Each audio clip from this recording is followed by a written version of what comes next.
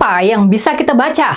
Apa yang bisa kita analisa dari acara debat Pilkada Jakarta yang berlangsung pada Minggu malam lalu?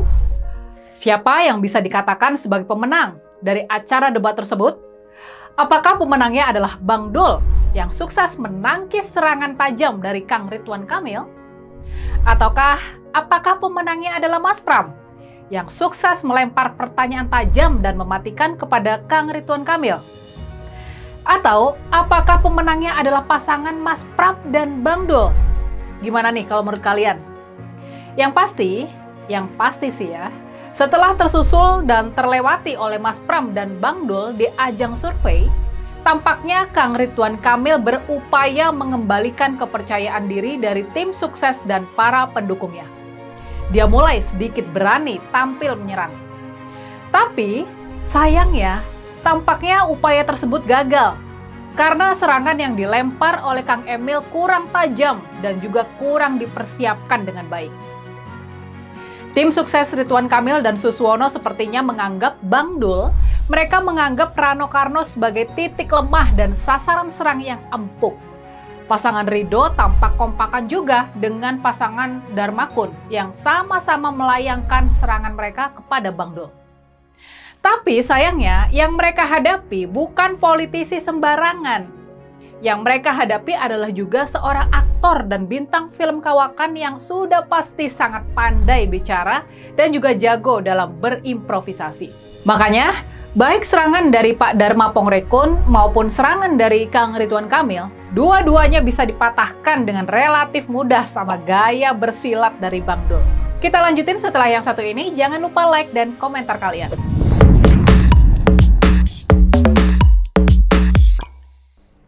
Ada satu kejadian menarik dari acara debat Pilkada Jakarta yang belum banyak dibahas. Namun patut kita catat dan kita analisa asal-muasal penyebabnya. Jadi, kejadian menarik itu adalah soal pertanyaan Kang Emil kepada Bang Dul. Tampaknya saat ditanyakan di panggung, saat ditonton di TV ataupun di YouTube, tampaknya pertanyaan tersebut sangat tajam dan bisa mematikan Bang Dul. Itu tampaknya ya. Itu sepertinya saja. Tapi pada kenyataannya, di luar soal keberhasilan Bang Dul dalam menjawab dan membalikan pertanyaan tersebut, pada kenyataannya, ternyata fakta yang ditanyakan sama Kang Emil salah total. Ternyata data yang dikemukakan oleh Kang Emil salah total. Di acara debat tersebut, Kang Emil menuding Bang Dul gagal dalam meningkatkan indeks pembangunan manusia di Banten ketika memimpin provinsi tersebut. Bang Dul gagal meningkatkan kualitas hidup warga Banten. Tapi sayangnya, kalau kita cek lagi data yang sesungguhnya, data yang dikemukakan sama Kang Emil tersebut ternyata salah total. Jadi, seperti apa data yang betul? Ini nih data yang sebetulnya. Jadi, menurut data BPS, menurut data Badan Pusat Statistik kita, angka indeks pembangunan manusia di Provinsi Banten antara tahun 2012 sampai dengan tahun 2017, sewaktu Bang Dul memimpin di sana, angkanya ternyata malah meningkat. Ini nih data sesungguhnya. Catat ya.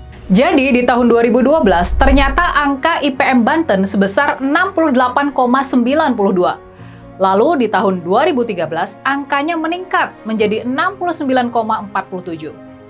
Terus setahun kemudian angkanya naik lagi jadi 69,99. Di tahun 2015 angka indeks pembangunan manusia Provinsi Banten berhasil tembus angka 70, yakni menjadi 70,27. Tahun 2016 angka ini naik lagi menjadi 70,96 dan di tahun 2017, di tahun terakhir kepemimpinan Bang Dul, angkanya sudah mencapai 71,42. Jadi dalam kurun waktu 5 tahun antara tahun 2012 sampai dengan tahun 2017, angka indeks pembangunan manusia di Banten sudah naik 2,5 poin. Dari 68,92 menjadi 71,42. Jadi, pertanyaan kita sekarang, bagaimana bisa Kang Emil menyerang Bang Dul pakai data yang salah? Bagaimana bisa Kang Emil menuding Bang Dul gagal meningkatkan indeks pembangunan manusia di Banten, Padahal pada kenyataannya, menurut data BPS, angkanya malah naik. Apakah tim ses Kang Emil ini sudah salah mengutip data?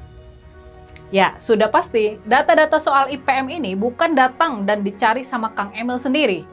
Ini sudah pasti dicari oleh tim suksesnya. Tapi, inilah yang justru membuat masalah ini menjadi menarik. Pertanyaan kritis kita, bagaimana mungkin tim sukses Kang Emil sampai melakukan kesalahan yang semendasar itu dan blunder yang separah itu? Menurut kalian nih, ini menurut kalian ya, kenapa semua ini bisa sampai terjadi? Apakah bisa jadi kesalahan elementer ini pertanda kalau tim sukses Ridwan Kamil Suswono sudah mengalami demoralisasi yang hebat, sehingga mereka nggak fokus dan nggak teliti lagi dalam menjalankan tugas mereka? Apakah kesalahan yang elementer ini adalah sebuah penegasan kalau kampanye Kang Emil dan Pak Suswono memang sudah porak-poranda? Mereka nggak lagi ada dana. Mereka sudah ditinggalkan oleh komunitas-komunitas masyarakat di Jakarta. Dan tim sukses mereka kini bekerja dengan asal-asalan saja.